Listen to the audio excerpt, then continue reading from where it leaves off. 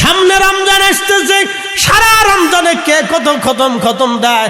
বাড়ি বাড়ি থেকে নারীদের কাছ থেকে কোরআন আমরা ছোটকালে দেখেছি আমাদের বোনেরা, চাচিরা, দাদিরা, মারা, খালুরা, খালারা, ফুফুরা কোরআন শরীফ তেলাওয়াতের প্রতিযোগিতা করত। ঘরে ঘরে থেকে ওই আপনার কদরের রাত্রিবেলা 26 তারিখ দিন যায়, রাত্রিবেলা হুজুর খতম দিয়ে দোয়া করে সারতে পারতো না। অমুকে এসে বলতো আমার 10 খতম, অমুকে বলতো 5 খতম, অমুকে 3 খতম, অমুকে 2 খতম, অমুকে 10 খতম। কি কথা কর না কেন, জোরে বলেন। মুসলমান ইতিহাস ঐতিহ্য বলে গেছে কোরআন খতমের প্রতিযোগিতা মুসলমানদের নাই।